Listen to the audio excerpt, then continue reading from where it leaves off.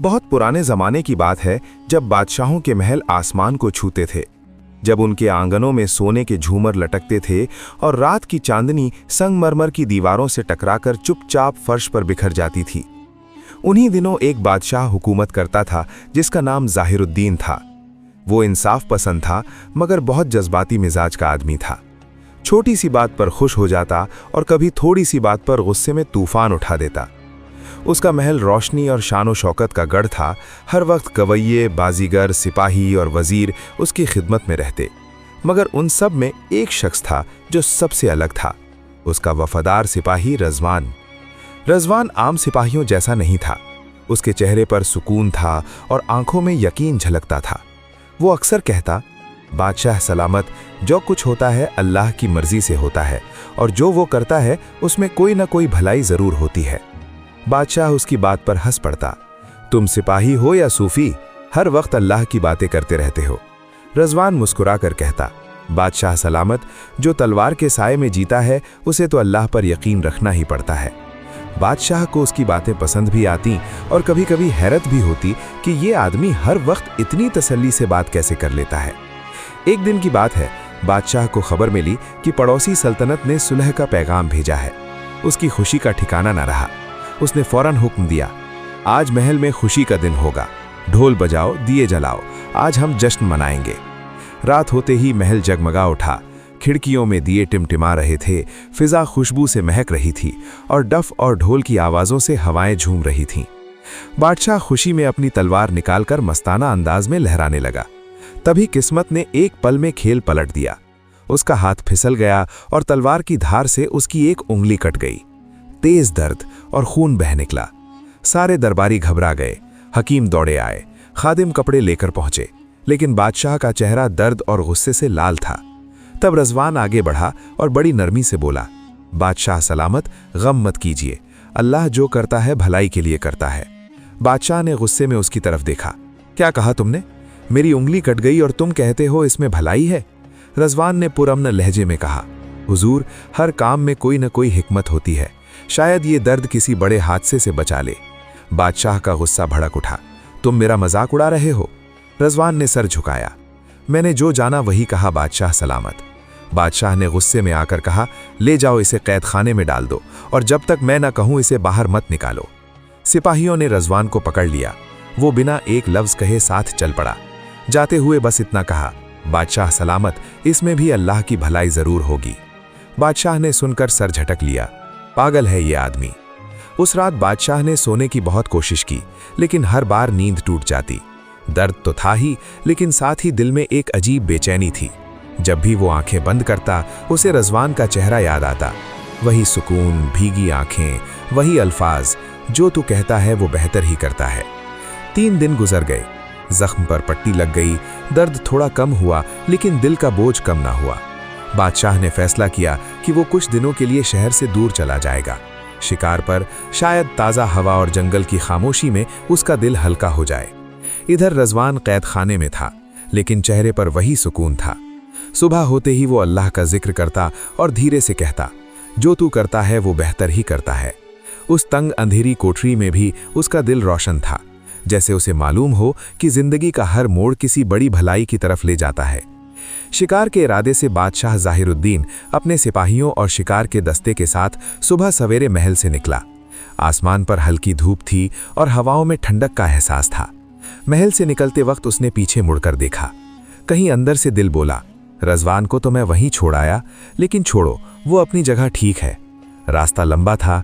जंगलों की हरियाली, नदियों का पानी और परिंदों की चहचहाहट एक अलग ही दुनिया बना रही थी। बादशाह को लगा जैसे शहर की सियासत, दरबार की शान और तख्त की भारी जिम्मेदारियां सब कहीं पीछे छूट गई हों। वो अपने सिपाहियों के साथ आगे बढ़ने लगा। चलते रहे। दोपहर तक सूरज सर के ऊपर था।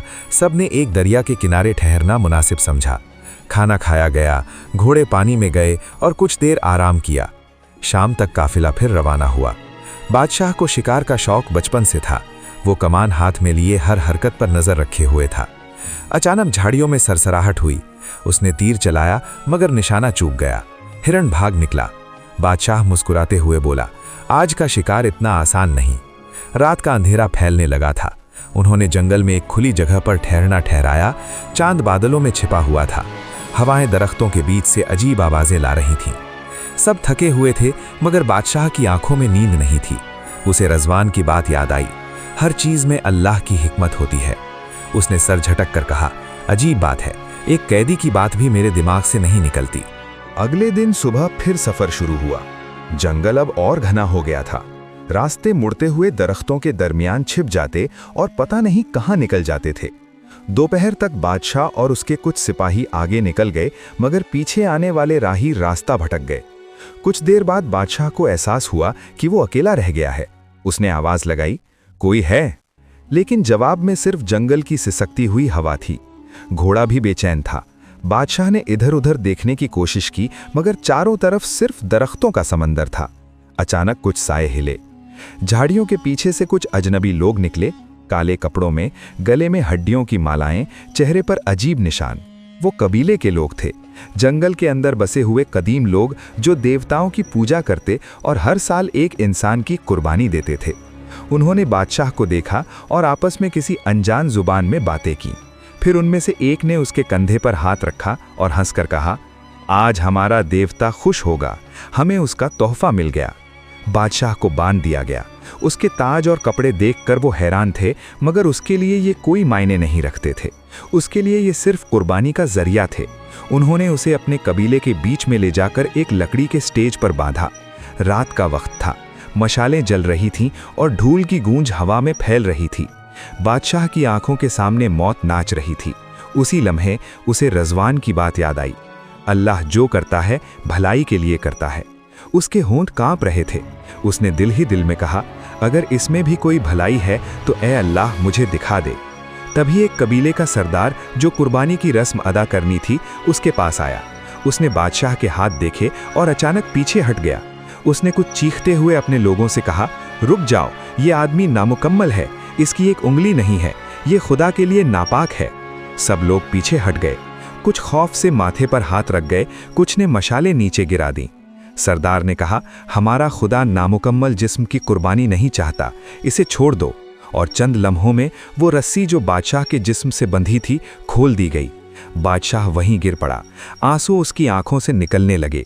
उसने आसमान की तरफ देखा। रज़वान, तुम बिल्कुल सही थे। वाकई अल्लाह जो करता है भलाई के लिए करता है। वो पूरी रात जंगल के किनारे बैठा रहा, तारों को देखता रहा, जैसे हर तारे से रज़वान के अल्फाज सुनाई दे रहे हों। सुबह हुई तो वो किसी तरह अपना रास्ता तलाश करते हुए वापस अपने काफिले से मिल गया। सब हैरान थे। किसी ने पूछा, हुजूर आपको क्या हुआ? बादशाह ने बस इतना कहा, मुझे समझ आ गया कि अल्लाह की मर्जी में जो कुछ होता है उसमें हमेशा कोई भलाई छिपी होती है। फिर वो घोड़े पर सवार होकर वापस चल पड़ा। महल पहुंचते ही उसने सबसे पहला हुक्म दिया, रज़वान को कैद खाने से निकालो, अभी इसी वक्त। और दिल में सुकून की लहर दौड़ गई। जब बादशाह ज़ाहिरुद्दीन महल पहुंचा तो सूरज गुरूब हो चुका था। आसमान में शाम की सुर्खी थी और हवाओं में एक अजीब सुकून बिखरा हुआ था। दरबारी दौड़ते हुए आए। पहरेदारों ने सलाम किया, मगर बादशाह के चेहरे पर न गुस्सा था न रौब, बस एक गहरी तसल्ली। उसने बिना देर किए कहा, कैद खाने का दरवाज़ा खोलो, रज़वान को बाहर लाओ। पहरेदारों ने फौरन हुक्म दिया। पत्थर के बने उस पुराने कैद खाने में जहां अंधेरा और सन्नाटा था, रज़वान ज़मीन पर बैठा था। उसके हाथ में तस्बीह थी और होठों पर दुआ। जैसे ही उसने दरवाजे की चरमराहट सुनी, उसने आंखें खोलीं और चेहरा मुस्कुराहट से भर गया। बादशाह खुद अंदर आया। दोनों कुछ देर के लिए खामोश रहे। फिर बादशाह आहिस्ते आहिस्ते आगे बढ़ा, झुककर रज़वान के सामने खड़ा हुआ और बोला, रज़वान, मैंने तेरे साथ जुल्म किया था। तू कहता रहा कि जो होता है उसमें भलाई होती है। उस वक्त मुझे तेरी बात समझ नहीं आई, मगर अब समझ आया है कि तू कितना सच्चा था। रिजवान ने सर उठाया। उसकी आंखों में वही पुराना सुकून था। उसने कहा, बादशाह सलामत, मुझे मालूम था कि एक दिन आप ये जरूर कहेंगे। बताइए क्या हुआ? बादशाह ने सारी कहानी सुनाई कि कैसे वो जंगल में रास्ता भटक गया, कैसे कबीलाई लोगों ने उसे पकड़ा और कैसे उसकी कटी हुई उंगली ने उसकी जान बचा ली। बात खत्म होते ही उसकी आंखों से आंसू निकल आए। उसने कहा, रिजवान, अगर मेरी उंगली न कटी होती तो आज मैं जिंदा न होता। तुम्हारी बात बिल्कुल सच निकली। अल्लाह जो करता है भलाई के लिए करता है। रिजवान मुस्कुराकर बोला, और अगर आप मुझे कैद में न डालते तो मैं भी आपके साथ होता। बादशाह ने हैरानी से कहा, मतलब? रिजवान बोला, वो लोग तो आपको छोड़ देते क्योंकि आपकी उंगली कटी थी, लेकिन मैं तो पूरा था, मुझे वो लोग कुर्बानी बना लेते। बादशाह कुछ देर के लिए खामोश रहा, फिर आहिस्ता से बोला कि मतलब मेरी गलती में भी कोई भलाई थी? रिजवान ने सर हिलाया। हाँ बादशाह सलामत, हर चीज में कोई ना कोई हिकमत होती है। इंसान बस उस वक्त नहीं समझ पाता, मगर वक्त आने पर अल्लाह उसे दिखा देता है। बादशाह ने रिजवान का हाथ थामा। मैंने तुझे कैद में डाल दिया, तूने फिर भी मेरे लिए दुआएं की। तू सिपाही नहीं तो मेरे लिए एक रहमत है। रिजवान ने नरमी से कहा, मैंने तो वही किया जो इंसानियत सिखाती है और जो ईमान कहता है कि अल्लाह की मर्जी में हमेशा भलाई होती है, चाहे वो हमें तकलीफ की शक्ल में क्यों ना मिले। बादशाह की आंखों से आंसू टपक पड़े। उसने कहा, अब से तू मेरा मशवरा करने वाला होगा, मेरे दरबार का सबसे भरोसेमंद बंदा। और उसी दिन से रिजवान को बादशाह ने अपना करीबी बना लिया। दोनों अक्सर देर रात महल की छत पर बैठकर बातें करते। चांदनी में रिजवान दीन और सब्र की बातें करता और बादशाह दिल से सुनता। उसने अपने पूरे रियासत में ऐलान कर दिया, कभी किसी मुश्किल में शिकायत मत करना, हो सकता है वही तुम्हें किसी और बड़ी मुसीबत से बचा ले। याद रखो, जो कुछ भी होता है उसमें अल्लाह की मर्जी होती है और उसकी मर्जी में हमेशा भलाई होती है। उस दिन के बाद ज़ाहिरुद्दीन पहले जैसा बादशाह अब नहीं रहा। अब वो गुस्सा नहीं होता था, बल्कि हर बात पर कहता, शायद इसमें भी कोई बात होगी। उसकी उंगली अभी भी जख्मी थी, मगर वो जख्म दर्द नहीं बल्कि सबक देता था। जब भी वो उसे देखता, उसे याद आता कि एक उंगली की कमी ने उसकी जान बचाई थी। रिजवान उसके साथ रहता और दोनों मिलकर रियासत में इंसाफ और अमन लाने लगे। लोग बातें करने लगे कि उनका बादशाह अब सूफियों जैसा हो गया है, जो हर बात में अल्लाह की भलाई तलाश करता है।